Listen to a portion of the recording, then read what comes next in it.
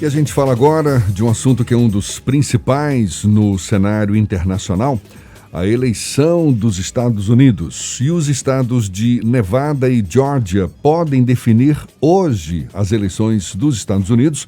Se vencer em Nevada, o candidato democrata Joe Biden terá votos suficientes no colégio eleitoral para se tornar o novo presidente dos Estados Unidos. Para o republicano Donald Trump, o caminho é mais difícil. É necessário vencer na Geórgia, na Carolina do Norte e na Pensilvânia e virar o resultado em Nevada. O democrata lidera a corrida com 264 votos no colégio eleitoral. Para vencer é preciso chegar a 270. O atual presidente tem 214 delegados e deve garantir mais 3 votos considerados certos no Alasca. E o que está por vir, seja Biden ou Trump como novo presidente dos Estados Unidos? O que vislumbram os americanos com o esperado novo presidente? Quais os reflexos dessa escolha para o Brasil? A gente conversa sobre as eleições dos Estados Unidos e os impactos sobre o Brasil com o doutorando em História e Estudos Afros e Latino-Americanos pela Brown University, o pesquisador americano Watfani Paul, que fala direto do estado da Pensilvânia. Seja bem-vindo. Bom dia, Watfani. Bom dia, obrigado pelo convite hoje. Prazer todo nosso tê-lo aqui conosco. O resultado das eleições ainda não foi anunciado, mas o democrata Joe Biden aparece na frente. Como é que você avalia a possibilidade de derrota do republicano Donald Trump? E o que isso pode representar na relação do país com o Brasil, onde aqui a gente sabe o governo Bolsonaro tem uma clara preferência pela continuidade de Trump no poder?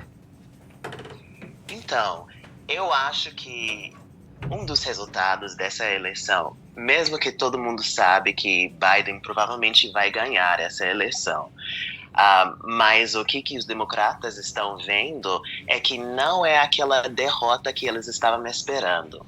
Eles estavam esperando uma derrota muito clara, que era todo mundo dizendo não para Trump. Mas o que eles estão vendo é que é uma situação muito mais complicada, porque teve muita gente votando em Trump, mais do que na última eleição. Então isso significa que mais pessoas estavam apoiando Trump do que eles esperaram. E isso significa tanto um problema dentro do Partido Democrata, da mensagem que eles estão espalhando, tanto um problema no espírito do país. Quem que é que o país representa? Porque isso é uma grande parcela da população. Então, realmente, eu acho que está vindo uma conversa difícil entre o Partido Democrata e o Partido Republicano para entender o que realmente está acontecendo no país. Porque não é só Trump. E é isso que a eleição mostrou. Em relação à questão entre a relação dos Estados Unidos e Brasil, nessa eleição, eu acho que uma das coisas que eu mais espero é que essa derrota do Trump pode ajudar os candidatos à esquerda no Brasil, ou pelo menos os candidatos que não apoiam o Bolsonaro no Brasil, porque a derrota do Trump vai reverberar no Brasil, eu acho. E eu acho que isso pode ser usado pelos candidatos que estão contra o Bolsonaro para realmente ganhar nas eleições que vão vir este mês. Quando você diz que uma derrota do Trump deve provocar algum impacto negativo sobre o governo Bolsonaro, que tipo de impacto seria esse? Uma relação mais estremecida entre Brasil e Estados Unidos, ou isso estaria longe de ser cogitado, uma vez que os Estados Unidos ainda são um grande parceiro comercial aqui do Brasil? Pois é, eu acho que um dos efeitos vai ser esse projeto ideológico que Trump e Bolsonaro estão tentando a espalhar pelo mundo esse projeto ideológico que é contra os direitos humanos, que é contra os direitos para as comunidades marginalizadas. E esse tipo de projeto ideológico vai ser, eu imagino que vai ser derrotado pela vitória do Biden, porque Bolsonaro não vai ter mais um parceiro nesse projeto. É claro que ele pode procurar em outros lugares no mundo para esse parceiro, mas a derrota do Trump vai frear esse projeto do Bolsonaro. Eu acho que isso vai ser uma coisa muito boa para o movimento dos direitos humanos pelo mundo. Otafani, há uma preocupação grande dentro do próprio Estados Unidos por conta da forma como tem se conduzido esse processo eleitoral. Na noite da terça-feira, ainda na madrugada de terça para quarta, o atual presidente Donald Trump se declarou vitorioso, mesmo sem ter o resultado. Ontem, durante todo o dia, havia uma expectativa muito grande por estados chaves, e aí Arizona e Nevada acabaram mostrando uma quantidade de votos favoráveis ao Biden, e há uma indicação de vitória do Joe Biden, nesses dois estados. E há uma preocupação muito grande com a estrutura democrática, já que o Donald Trump prometeu judicializar, e tem uma questão da estrutura da Suprema Corte, que agora tem uma maioria de indicados republicanos. Dentro dos Estados Unidos, você consegue observar algum tipo de tensão sobre a relação democrática entre os próprios cidadãos, ou é uma preocupação que afeta muito mais o restante do mundo? Sim. Eu acho que com certeza tem uma grande preocupação com essa pergunta. Por exemplo, ontem eu estava vendo pesquisas antes da eleição de quantas pessoas queriam eliminar essa coisa do Electoral College, essa coisa que escolhe o presidente, sendo que não é uma maioria da população que escolhe o presidente. E uma maioria dos americanos apoiam que o Electoral College seja eliminado.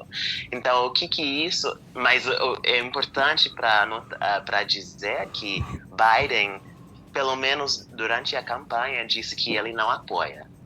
Mas isso é importante para destacar, porque isso significa, se uma maioria apoia, isso dá mais a chance dos democratas levar essa questão. Se os democratas têm controle do Senado, e que eu acho que é difícil agora, mas não ainda é uma possibilidade, e a Câmara dos Deputados, eles podem colocar isso como questão, eles podem tentar de mudar isso. Eu acho que seria importante, porque o que a gente está vendo, Biden ganhou mais votos do que qualquer candidato para presidente na história do país, e a gente ainda não terminou contando todos os votos. E o que isso significa? E o fato que a contagem era tão apertada que tanta gente não sabia o que ia acontecer por tanto tempo, isso significa que tem uma grande falha nessa democracia. Não tá sendo uma democracia. E eu acho que muita gente, principalmente as gerações mais novas, estão vendo isso e vendo como problema, estão querendo que isso mude. Então, eu não sei se Joe Biden vai pautar essa questão, mas eu imagino que muitos democratas dentro da Câmara dos Deputados e o Senado vão pautar isso. Otafani, você acha então que procede esse chamado cenário de pesadelo que muitos analistas já apontavam que poderia acontecer nas eleições e que parece ficar cada vez mais provável com a disposição, por exemplo, de Trump de recorrer à justiça para contestar uma possível vitória do Joe Biden? Pois é, Eu sou da Pensilvânia. Eu moro num subúrbio perto da Filadélfia. Então, os únicos casos que estão chegando perto do Suprema Corte agora são da Pensilvânia. Mas o Suprema Corte negou a ouvir um caso que os republicanos estavam tentando levar, questionando a regra na Pensilvânia é que se os votos chegam depois do dia da eleição, eles podem ser aceitos se mostram que eles foram enviados pelo correio no dia da eleição, ou não mostram provas que eram enviados depois do dia. Então é um pouco confuso, mas é para garantir o direito de todo mundo para voto, especialmente durante essa época de coronavírus, em que muita gente votou pelo correio, que não queria ir para se aglomerar nos lugares de votar. Então esse é o caso mais próximo a chegar ao Suprema Corte. Mas a questão é que se Biden ganha mais nesses estados-chave, que muita gente está pensando que é possível que Biden vai ganhar Georgia hoje, que ninguém imaginou que ia acontecer. Se ele ganha em lugares como Georgia, se ele ganha em North Carolina, se ele ganha Nevada, Pensilvânia não vai ser tão importante assim, mesmo que pareça que Biden vai ganhar. Então, o caminho para Trump ir para o Suprema Corte para tentar de roubar a eleição, que ele está querendo fazer, está parecendo muito menos provável com o cenário que a gente está vendo com a contagem dos votos agora. Você mora na Pensilvânia, tem uma relação com a Pensilvânia, que é o estado considerado chave pelas duas campanhas, tanto que o Joe Biden e o próprio Donald Trump intensificaram nos últimos dias, nas últimas semanas pré-eleição, a campanha nesse estado. Como é o clima na Pensilvânia sobre a relação com o Donald Trump e a relação com o Joe Biden? Olha, é um pouco difícil para falar sobre o clima agora, durante esse momento de pandemia. Porque se era uma época normal, seria muito fácil para ver esse tipo de acontecendo.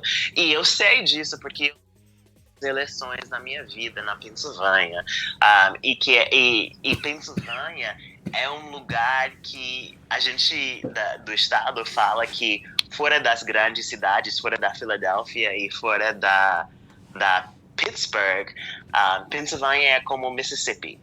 E o que isso quer dizer? Que fora desses centros urbanos, que tem a maioria da população da Pensilvânia, é um lugar extremamente conservador.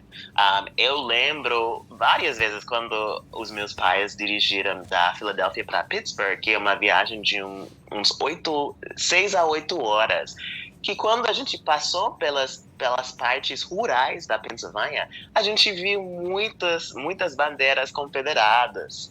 A gente teve muito medo de parar em certos lugares da Pensilvânia, porque pode ser perigoso para uma família negra parando numa cidade rural branca, num lugar como Pensilvânia. Então, Pensilvânia sempre teve esse embate entre o urbano, que tem muita população negra, que geralmente são lugares mais liberais, são mais progressistas, e esse lugar rural, que historicamente era um lugar mais conservador. E eu acho que a eleição do Trump só piorou esse tipo de relação. Mas o que a gente está vendo agora com essa eleição é que esses lugares, como onde eu moro em Chester County, que é perto mais ou menos de Filadélfia, mais ou menos 45 minutos a 1 hora de Filadélfia. E o que a gente está vendo que esses lugares, esses subúrbios da cidade, que na última eleição foram que Trump ganhou, né, na eleição, essa vez com Biden está ganhando esses lugares de volta. E eu acho que isso tem a ver com esses subúrbios tendo mais relação com a cidade, mais interação com populações mais diversas, mas também é uma questão de Biden é de um lugar rural, da Pensilvânia, um lugar rural branco da Pensilvânia. Então, isso também ajuda ele a falar com essas populações. E então, eu acho que essa tem sido a mudança grande no meu estado durante essa eleição. Otafani, em 2016, na eleição do Donald Trump, falou-se muito sobre os rednecks, que são realmente os homens brancos do cinturão rural, da área mais ruralizada dos Estados Unidos, especialmente aquele cinturão da produção de grãos. E a gente olha o mapa de 2020, há quase que uma repetição. O centro dos Estados Unidos como uma onda vermelha e as áreas mais próximas dos litorais muito mais democrata. É uma configuração da sociedade norte-americana ou é um reflexo desse embate entre uma figura tão controversa como o Donald Trump com um partido mais liberal como o Partido Democrata? Eu com certeza eu acho que essa é alguma coisa. Eu sei que essa é alguma coisa que vem bem antes do Trump, que essa história vai da história longa nos Estados Unidos, de como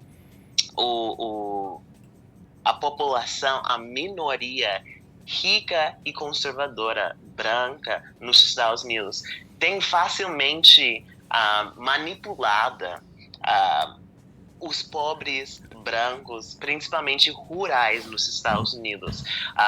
E o que eles usaram para isso nos Estados Unidos era a ideia da supremacia branca. Supremacia branca era alguma coisa que os pobres brancos, principalmente pobres brancos rurais, podiam usar para dizer que pelo menos eu não sou uma pessoa negra, pelo menos eu não sou uma pessoa não branca. E essa era alguma coisa que as pessoas brancas pobres poderiam usar como orgulho, enquanto eles não teve direitos trabalhistas, estavam morando numa situação de miséria.